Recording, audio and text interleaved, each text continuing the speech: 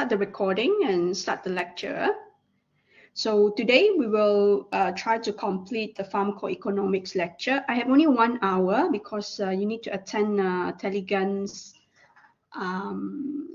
training at 1 o'clock. So we will see how far we can go. Learning objective for this lecture: at the end of the lecture, you should be able to describe the 4 types of pharmacoeconomic analysis I'm going to talk about today. Okay, so the easiest one, CMA, cost minimization, and then the toughest one would be cost effectiveness analysis. And then we have another 2, cost benefit and cost utility analysis. The lecture notes will also give you some information about the advantages and disadvantages of each type of this economic analysis. And then by the end of the lecture, you should be able to interpret the data arising from all this PE study. Now, what is pharmacoeconomics about? So it's a branch of health economics that focuses on evaluating the cause and also the outcome of health interventions. So we are talking about money here. So when considering 2 medications, for example, which one to be put into formulary, okay, which one to use in a hospital. So a lot of time it is the money that we are looking at. It involves analyzing the economic impact of this intervention to determine their cost effectiveness and in comparison to alternative options. And what is the aim of it? To optimize resource allocation in healthcare by considering whether it is how is this better to another one. Now, before we do that, because health economics is related to money, okay? So before you do any type of analysis, you need to know your cost. The cost can be the cost of the medication, okay? The cost of the hospitalization, the cost of the staff, like the nurse, you are paying for the nurse, for the electricity, for the water. All this could be considered a cost in a pharmacoeconomics research. Now, total cost is sum of all costs defined by research design. Direct, we have direct medical costs and indirect medical costs. Okay, direct medical costs, by the name itself, it suggests that it is directly related to the sickness. Okay, you sick, you go and see doctor, physician visit, you after that they prescribe the medication, you need to buy the medication, so this is a direct cost. You need to go for any type of lab the lab receipts, for example, MRI, ultrasound, so you pay for that. And also hospitalization, yes, you pay for the room rate, you pay for the food and so on. So this is direct, you can relate this as a direct cost. Direct medical costs can be outpatient and inpatient. So sometimes here inpatient costs applies to outpatient also. It depends how you they charge the outpatient and inpatient.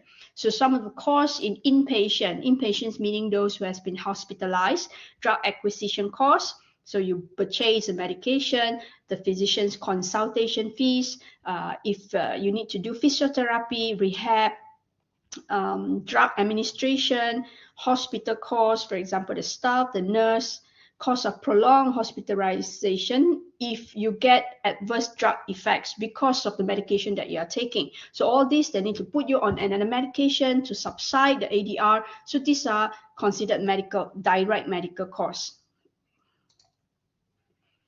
And then we have direct non-medical costs. So this is expenditures as a result of an illness, okay? It is because of the illness, but they are not involved in purchasing the medical service. So what we discussed earlier is the medical service, consultation, the drugs, the ADR that you need to treat, but there are non-medical costs here from patient's perspective, for example, transportation. If someone's sick or you are sick, you need to travel to certain places, money involved, okay? So this could be direct but non-medical costs. it could be assistant during recovery. You are sick, but then you need someone to take care of you. For example, you are sick, you need someone to take care of your kids, okay? And you need a special dietary requirements because of this, but this is not directly related to the medical service, but you need someone else to prepare something special for you. From the provider's perspective, cleaning, catering, electricity, water, and depreciations of the building and equipment, these are direct, non-medical. We also have something called indirect costs. So indirect costs, it is a cost originate from your sickness, okay? You fall sick, but eventually you cannot go to work, okay? But this is a cost, but this is indirect considered, okay? It is a monetary cost not directly related to treating. It is not related to treating the disease. For example, your loss of income, loss of productivity, disability, premature death, okay? We have something called intangible cost also. Intangible cost doesn't, it's a very subjective thing. Social, emotional, and human cost. It is not related to money, and they are not measurable. For example, the pain, when you fall sick, you have pain, you are angry, you are stressed, all this, there is no money on it, as in you cannot put a price tag on it. It involved the loss of quality of life, participation in social events, and self-esteem. All this is considered intangible costs. Now, can you tell me the answers? Which of the following are direct but non-medical costs?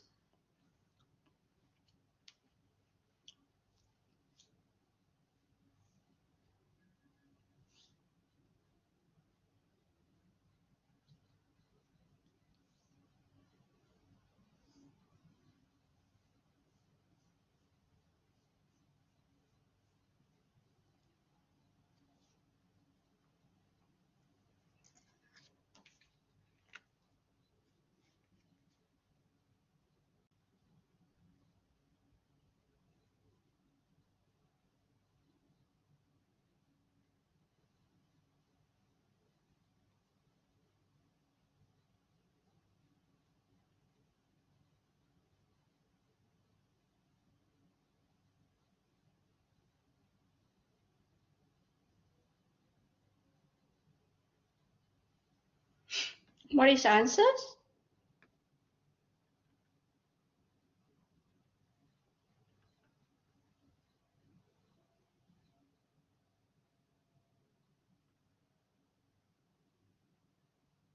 No, we are not moving if you are not telling me the answers. Is it only one answer? Yeah, there is more than one answer.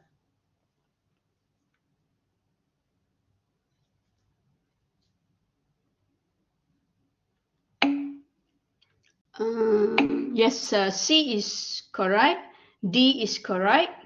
CDF, Mariam Dara. Yes, correct. CDF.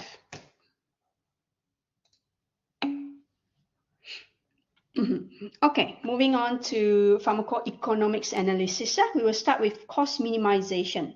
So cost minimization is the simplest among all of them. So what they do, what kind of research you can, what kind of research is this? Okay, it is used to compare two interventions strategies. So it's not necessarily two medication. It can be two interventions, as in using of equipment. We are comparing two types of equipment, okay, one new one and one standard one, and we wanted to see which one is more which one is cheaper, okay. But the condition is that it must have equivalent effectiveness and efficacy.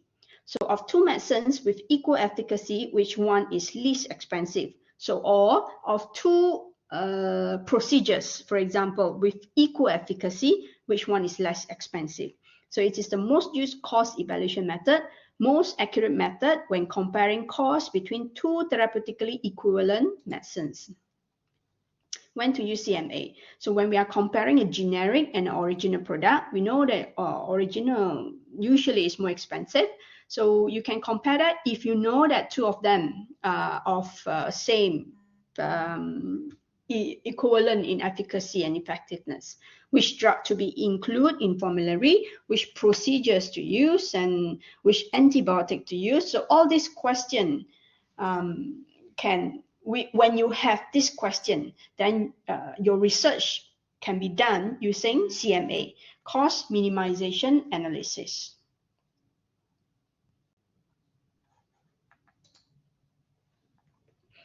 CMA example 1, now we have 3 drugs here, cost 300, 500, 200.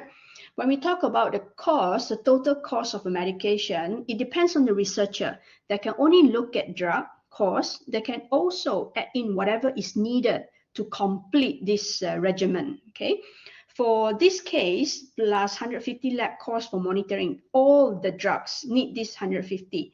So meaning that it is 300 plus 150, 500 plus 150, and 200 plus 150. So overall, still is the lowest price. Which one is the lowest? In terms of cost minimization analysis, which one should be the choice of drug?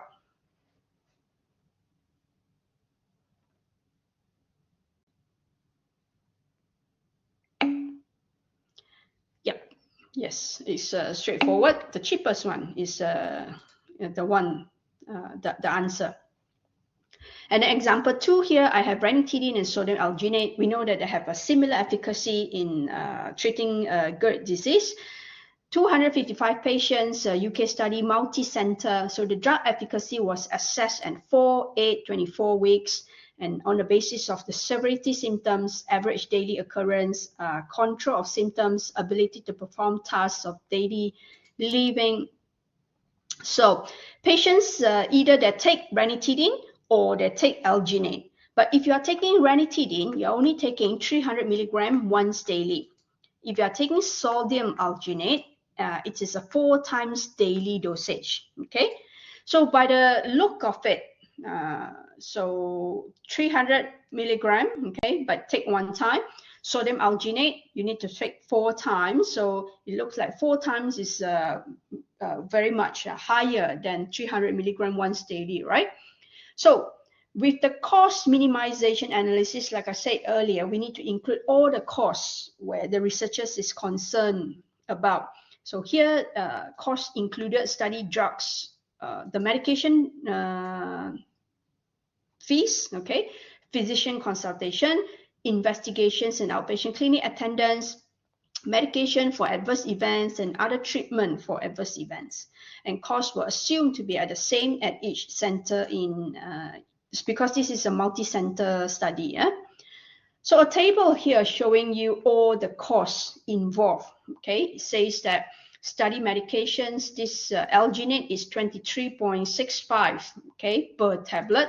Ranitidine is 109.16, okay.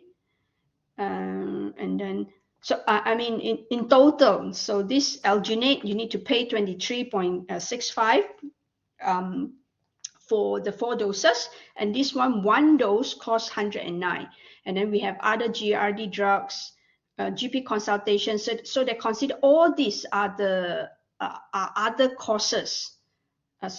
Other costs involved in the treatment of alginate or ranitidine in this patient. And the total health cost is 143 versus 188. By the look of it, which one under CMA you should choose?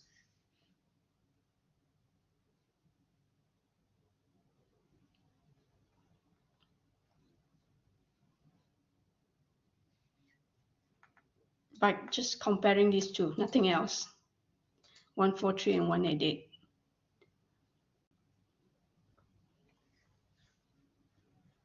Come on.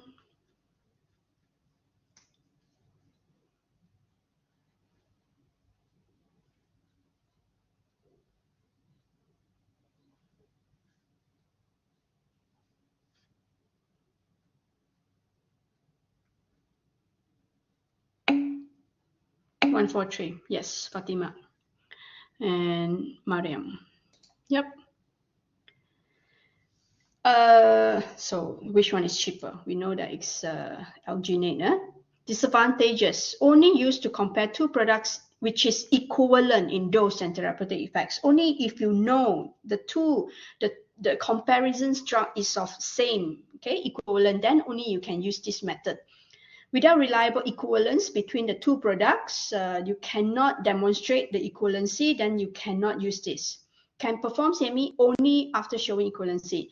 Time consuming. All costs involved need to be needed to make a comparisons. These are some of the disadvantages of it. Moving on to cost effectiveness. This is a bit complicated. The guiding principles underlying cost effectiveness are there's not enough money to fund every possible treatment. So what to fund the treatments that result in the best medical outcomes per dollar. So you can see that the differences, main differences between this and the first one we have, cost minimization, is that cost effectiveness will include health outcome here. In health minimization, we don't talk about health outcome. We just make sure that the comparisons, treatment methods are of equivalent, okay? But we don't look at the health outcome. This one, cost effectiveness, you need to have the cost, okay? Also, you need to have the health outcome to compare. How can we allocate our resources to provide the most health we can afford? So they put into consideration the health outcome. Now, health outcome can be varied, okay? There are many types of health outcome. It depends on the researchers what type of outcome you are looking at, and you want to compare with the cost of medications or treatment options like procedures that you're looking at. So CEA is a way to examine both the cost and health outcomes of one or more interventions. So it compares an intervention to another intervention by estimating how much it costs. So first thing, you need to have the cost to gain a unit of health outcome, like a life year gain or a death prevented. So the definition is done by the researchers, how you wanted to have the health outcomes. So here, the health outcomes is cure rate defined by the researchers, okay? You see the flu away costs 122, the cure rate is 81.4%, okay? No flu is 71, but the cure rate is 87. But comparing these two, flu away and no flu, you may think that by the look of it, okay? 71 is cheaper and the cure rate is higher, which is better, okay? Flu kill, the last one, the cost 64 and the cure rate is even higher, okay? By simple calculation, by looking at it, you may see that flu kill is the best one with the cheapest, and then you have the highest, okay? But if there are more costs involved that you need to make calculation and all that, then maybe you need a formula for that. Now, again, health outcome, it very much depends on the researchers, what they wanted to find out. It could be blood pressure, it could be diabetes, it could be coronary heart attack, it can be long-term side effects, whatever it is, you need to have something, okay? So this is the formula they use, okay? The cost rate cost divided by the health outcome, okay? So a cost effectiveness ratio is the one that we are comparing these three drugs. So it is the net cost divided by the changes in the health outcomes. So here, CER, cost effectiveness ratio for flu away, is 122 divided by 81.4, okay, which is 1.5. Okay, so the CER here, cost effectiveness ratio, which is a cost per patient cured. So we need $1.5 here for first one. The second one, 0.81 to treat one patient, to cure one patient. And flu kill is 0.69. So by the look of it, it looks like the last one because it costs the least, okay? Now, cost effectiveness study, it can help you to find out what is the cost effectiveness of drugs you are going to compare or treatment options or or health interventions you are going to do, it can also help you to find out how much you can save. Okay, so the first one here, we have a sexually transmitted disease.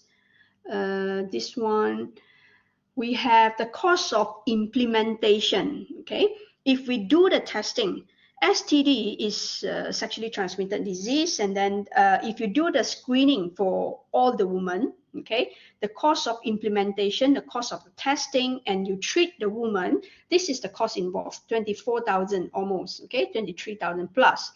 But if you don't do anything and you treat them when they contracted the sexually transmitted disease, the cost averted here, okay, which is 13,000. Okay, so we get the difference between this, which is a positive value, 10,811. Okay, so the net cost is a positive value, means money spent. Okay, you spend a lot of money because you need to do the cost of testing.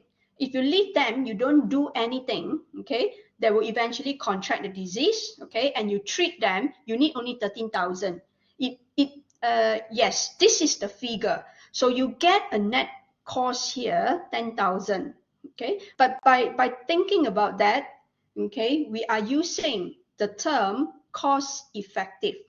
Okay, identify change in health outcome. In this case, we are looking at 10.6 PID case averted. So the net cost, the cost effectiveness ratio, we are using the cost divided by the health outcome, 10.6. And it is 1,020 per PID case averted. And we call this cost effectiveness. Okay.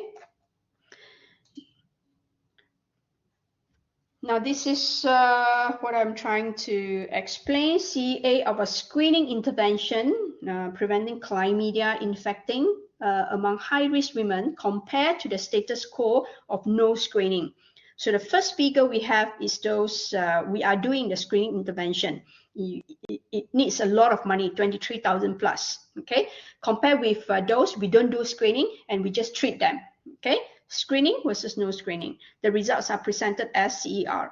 This CER can be compared to another intervention to determine which is more cost effective. Okay.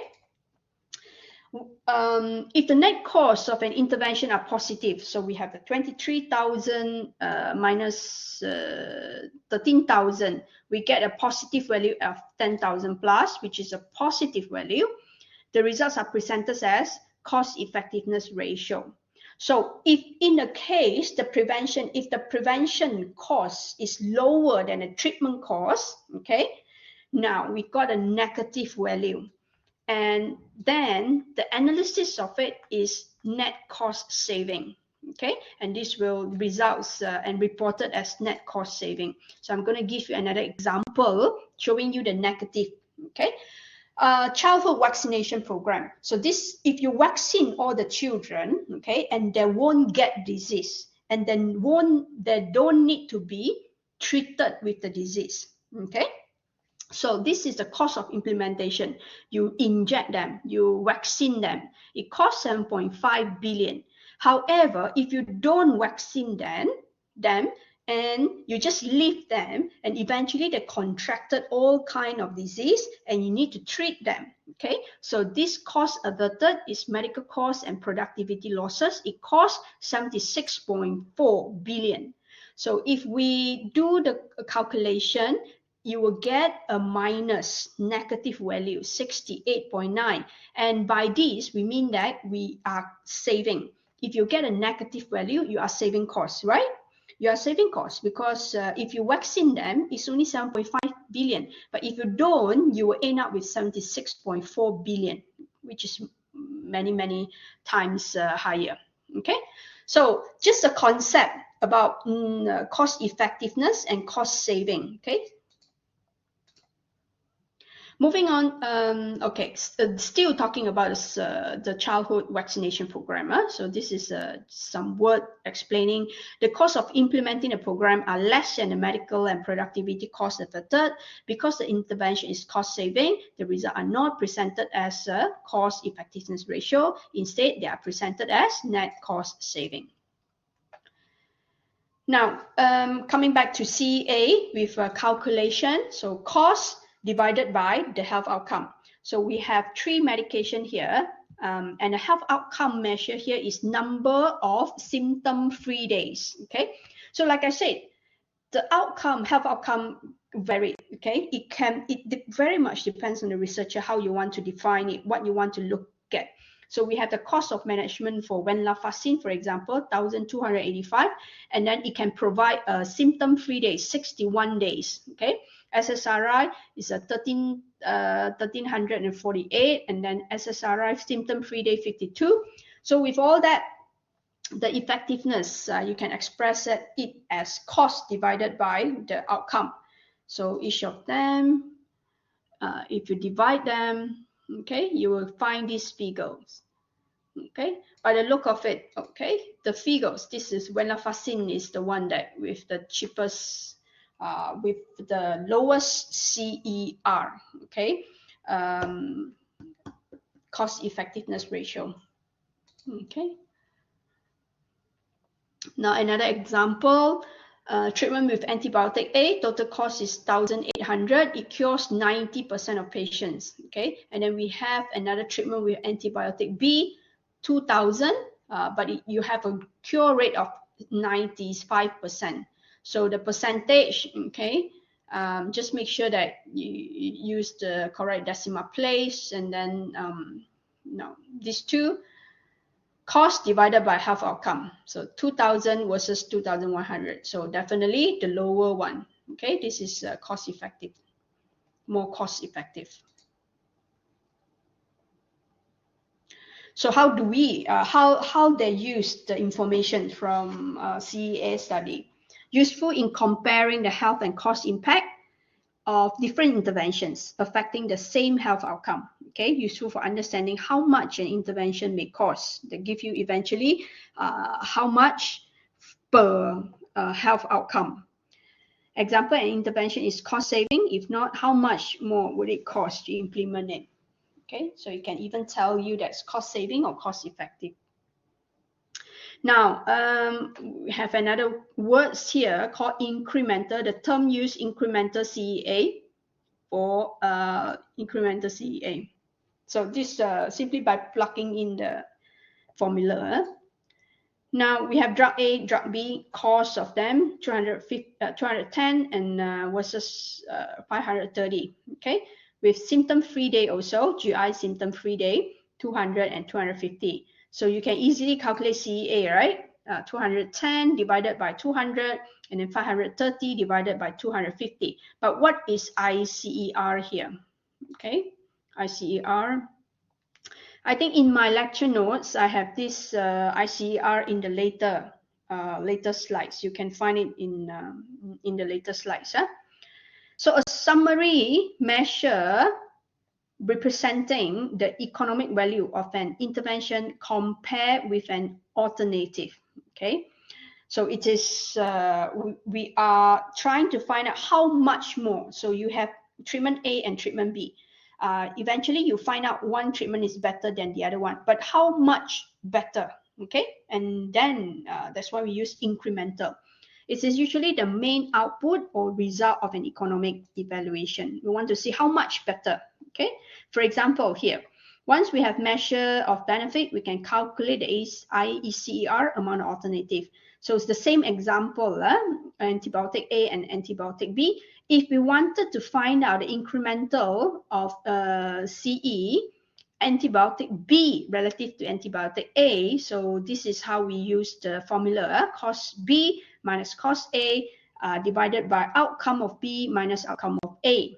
Okay, so we just plug in all the numbers here and you get 4,000. So the incremental give you an idea of how much, okay, better or lesser, okay, the two comparisons, the drug of concern.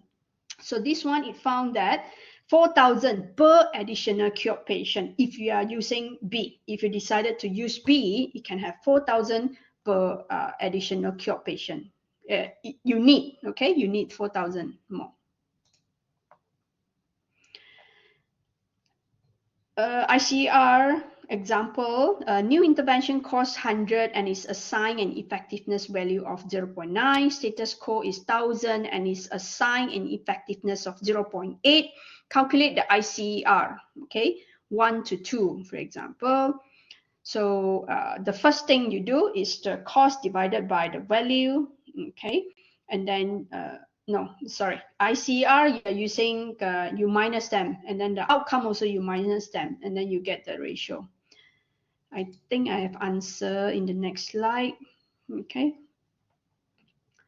So this is the one, okay. So try to understand this one. If okay, try to understand this. What is the interpretation here? So the interpretation similar to what we have earlier. Okay, so the same examples here. 6.4 per extra GI SFD. With this example, drug A and B, the CR of drug B is approximately double the drug A. Okay, average CER here, looking at this is 2.1 per SFD, but this is only $1, $2 here, okay, which is by the look of it, it's just double. The ICR tells us that we treat an average patient with drug B instead of drug A, it costs 6.4, okay, like I said, this one tells you the differences between them and how much more. Well, it is the interpretation and the conclusion you can make also. It is hard to say with this information alone if 6.4 per extra GISFD is reasonable, but from the calculation, okay, this is the results. Okay. What we use it for: making formulary decisions, supporting the clinical decision, helping the institution to save money, okay, and make sure it is cost effective. The limitation of it, assumptions have to be made in certain cases, may not be universally accepted, and difficult in getting the cost sometimes. It's impossible to include all the costs if you have very big studies. Are you okay? I can continue, huh? Now, the next one is cost utility. So the utility, you heard about it before, and you learn it in public health also. It is a figure less than 1, 0 point something. So when we say, when someone is in healthy condition, 1, okay, health utility is 1, perfect health, and someone dead is 0, okay. Anything in between that, we can use a utility value, okay, 0.5, 0.6, and this value, we don't decide it ourselves, and there's no way, in a way, that you can calculate it. I mean, you can't calculate it yourself. Usually, we rely on the published data, on the utility, okay? But just to let you know that we have this called utility for us to calculate. And this is called a cost utility analysis. So CUA is used to determine cost in terms of the utilities, especially quantity and quality of life, okay? So when we look at this quality adjusted life year, meaning that using this formula, we are trying to find out that how many years you have gained from using a medication, for example. Okay, so you see the words here, quality adjusted, how much you have been adjusted. If you can live 20 years, okay, but if you take this medication, take this new medication, how much year more you can live, or will it reduce the year that you can live, okay? But most of the time you can increase the life year. That's why you use the medication. Okay, you do not want to have some medication which will reduce your life year, right? So the concept, 1 QALY, 1 year of life in perfect health, 0 is death, And anything between that, a year when health is diminished by disease. So here, 4 years of life post-cancer treatment at utility 0.6, then we can have a simple calculation and say that this is 2.5 quality adjusted life year. Okay. If you are using post-cancer treatment, okay, and your quality of life is no longer one perfect life, and it is given a utility rate of 0.6. It can be used to compare two different drugs or procedure whose benefit may be different. So we are looking at how this drug helped you in adjusting your life year. Okay, of course, we want to have the more, okay, quality adjusted life year, the better. So it measures health as a combination of durations of life, okay, and the health-related quality of life. So if you try to recall the examples given earlier, it doesn't really give you figure about the health outcome, symptom-free day, but we are talking about quality of life, okay? And in general concept, this is a quality adjusted life year you gain, okay? So again, they're using the concept of perfect health with 1, 0 is dead, and anything in between is you are having some form of disability, okay, or your health has been quality of life has been compromised. Now, looking at this diagram, it is just showing you that quality adjusted life year without treatment. What we're trying to achieve is that with whatever medication we are suggesting here, we wanted to increase that and put a patient in the blue shaded area to increase the quality adjusted life year, okay, with treatment in the blue shaded area. The outcomes, to compare treatment alternative where costs are measured in monetary terms and outcome is expressed in terms of this quality adjusted life year, okay. Unit is money per QALY. So let's look at some examples here. Before that, yes, we can have average versus incremental cost per quality life year, similar to CEA. So this is how we calculate. If you want to see average QALY, okay, cost. So after you have calculated the QLRY, and then you want to compare two medications, then you can get each of the medications average cost per QLRY, compare them, or if you want to get incremental cost, then you can use the formula here. Okay. Now look at this example. We have drug A and drug B. Acquisition cost, so we look at all these costs. The subtotal cost of drug A is 500, drug B is 400, okay. Extra years of life, so drug A, with use of drug A, extra life is 2.22, and you live with index, the utility is 0.33. While drug B, yes, you can live 1.6 years longer, but your quality of life index is higher than the 2.22 here. You see that? Okay. Compare with this one. You live longer, 2 years plus, but 0.33 quality of life. You live 1 year plus, but your utility scores is higher here. Okay, with a better quality of life compared to 0.33.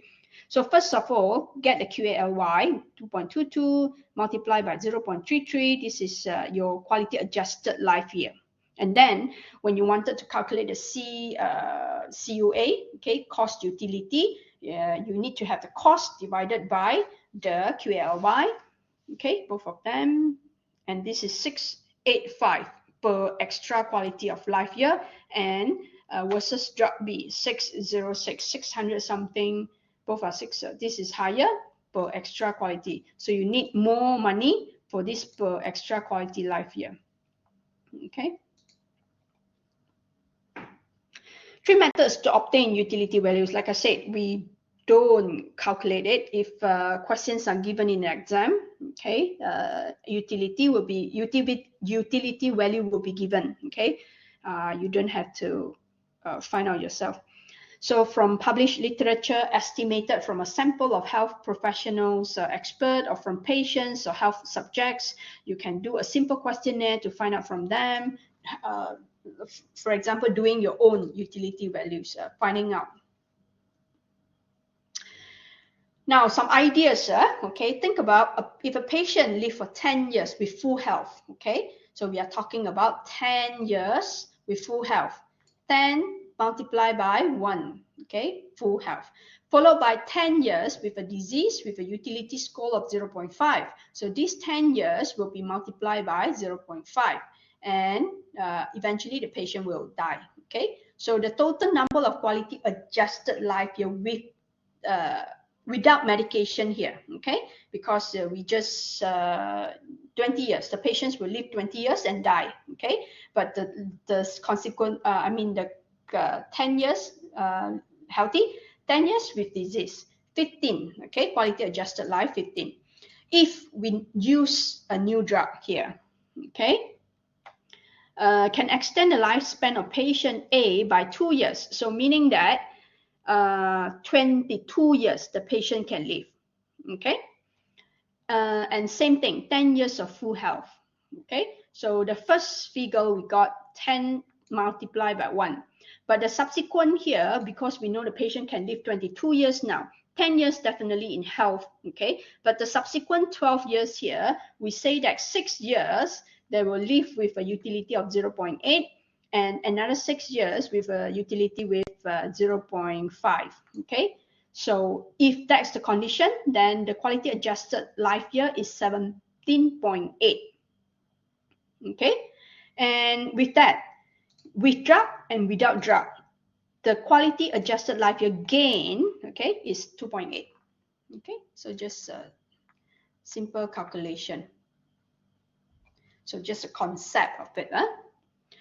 If I wanted you to do this calculation, all the information will be given, will be clear to you, what is the utility for how many years. So all this you don't have to guess, okay? Figure will be given if in the exam.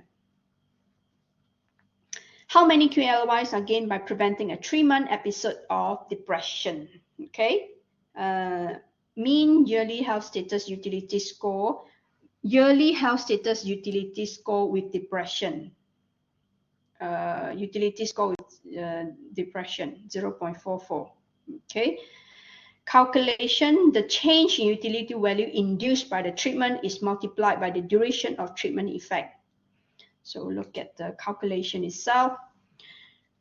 Now, utility score for depression is 0.44. When depression is prevented, there will be a gain in utility. So the difference between the full health and the depressed state here, we say the gain in utility is 0.56 here, okay. So just another concept, the gain in utility. And because we always use year, so 3 months is equal to 0.25 year. So that's why the number of quality adjusted life year gain is the year multiplied by the utility, okay, 0.14, 0.14 year gain.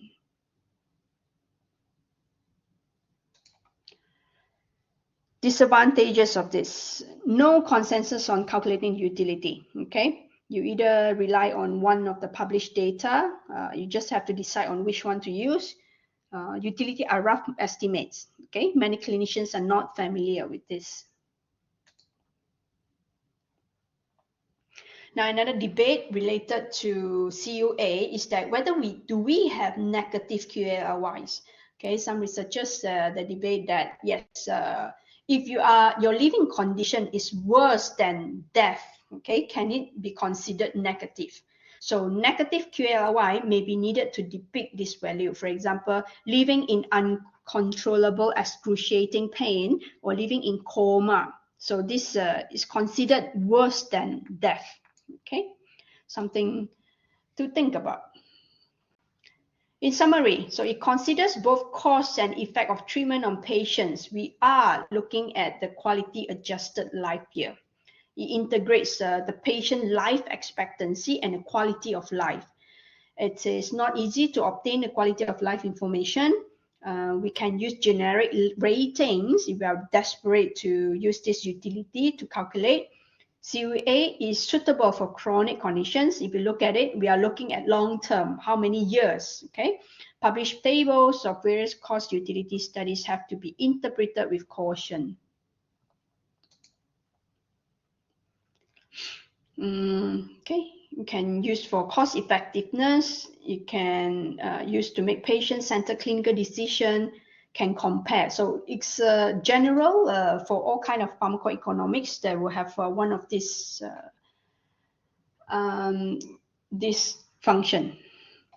The last one, cost-benefit analysis. Cost-benefit analysis is one that put numbers to everything, okay? You need to convert it into money. So let's look at it. Most difficult and rare type of PE.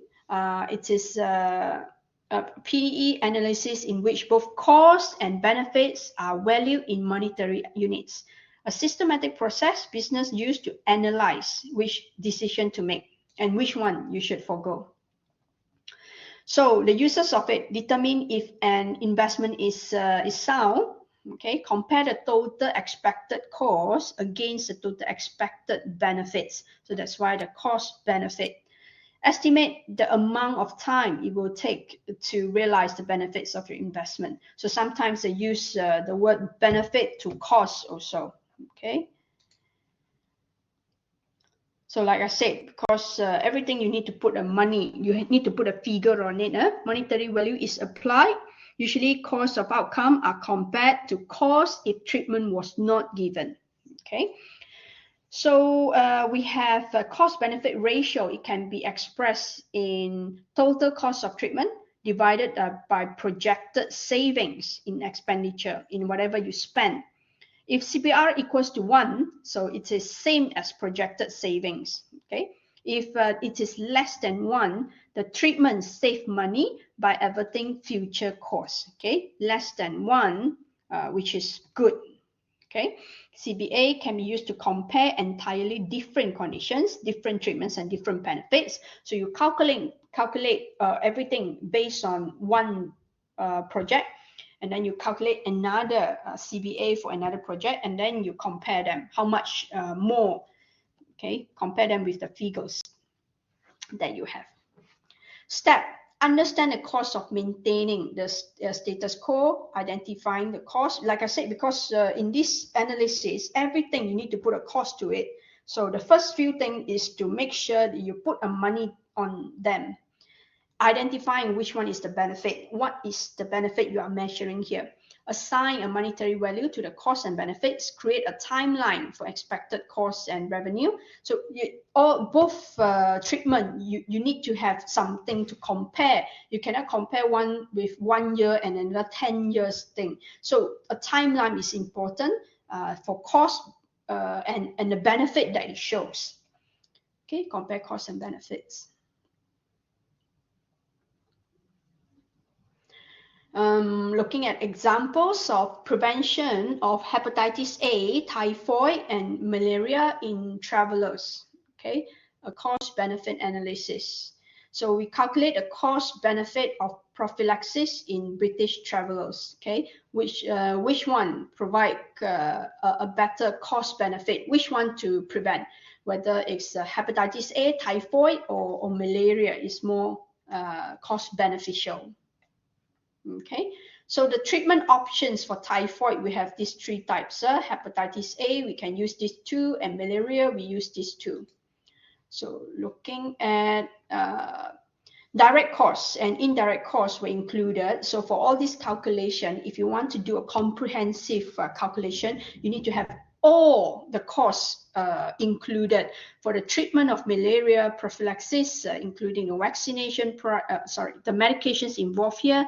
You need to put in, for example, the consumables and treatments, the syringes, the needles, the doctor's visit, and so on. Indirect costs, if you're not treating with that, what is the indirect cost here?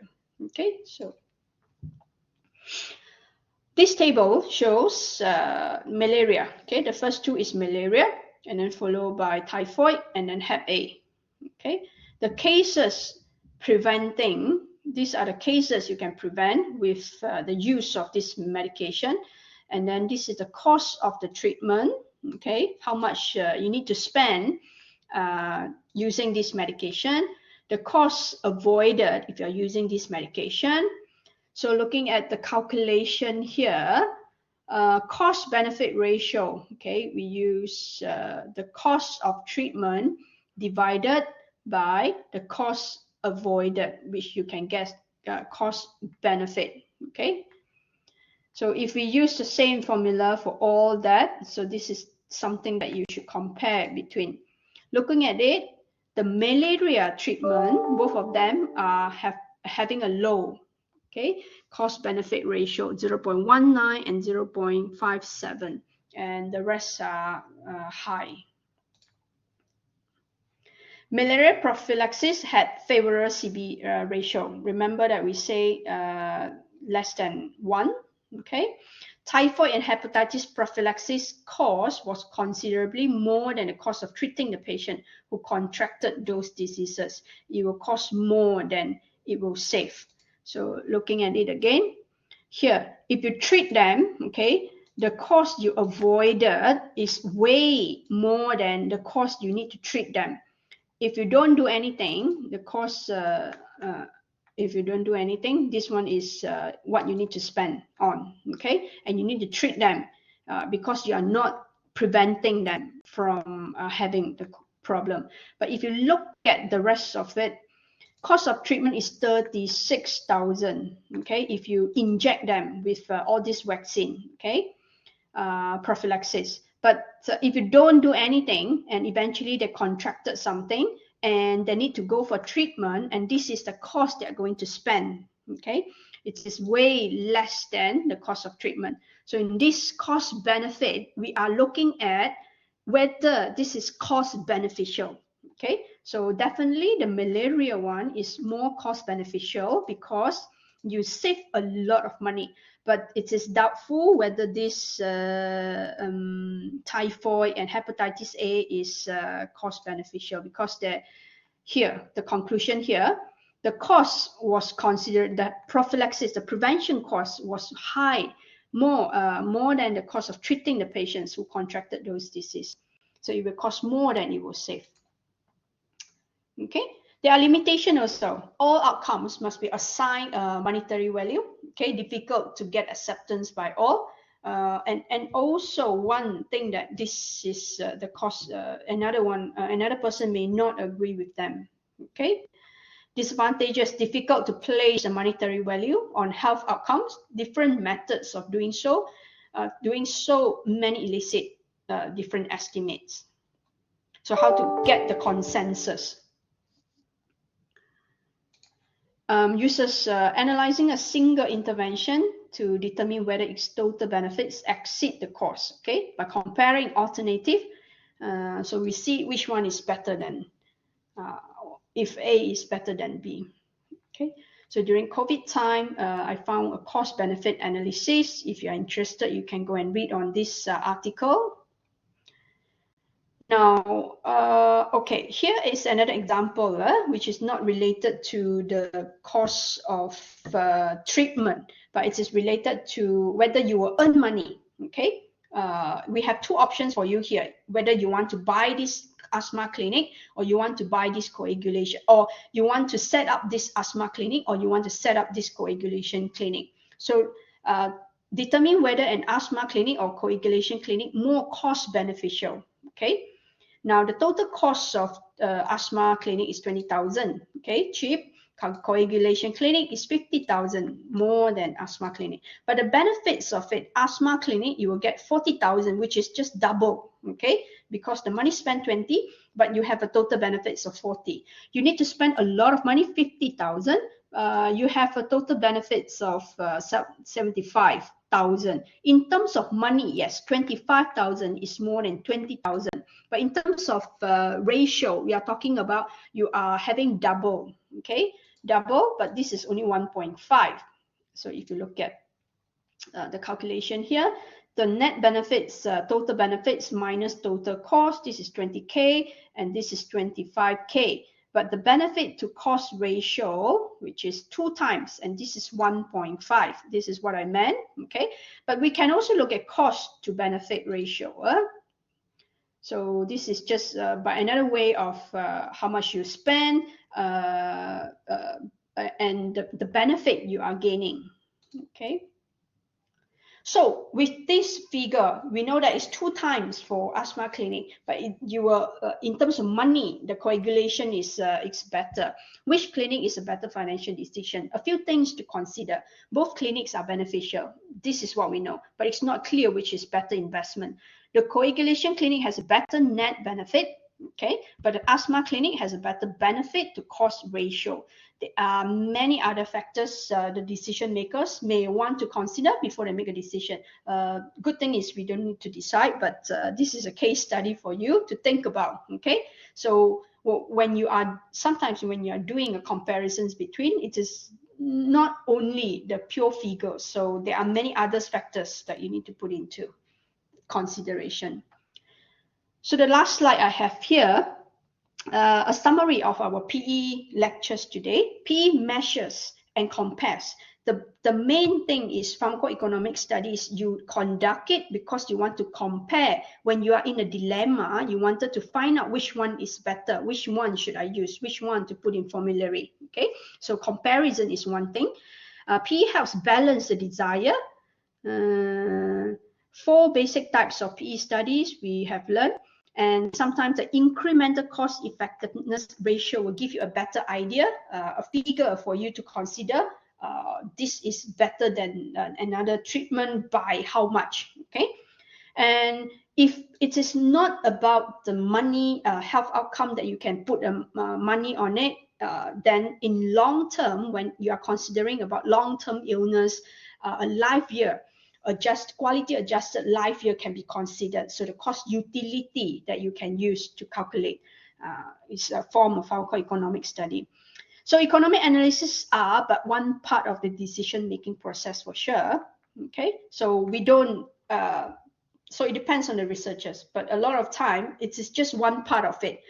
Eventually, the decision, it may not merely rely on the pharmacoeconomic studies, the figures given. Okay, there are many others you need to think about before you make a decision.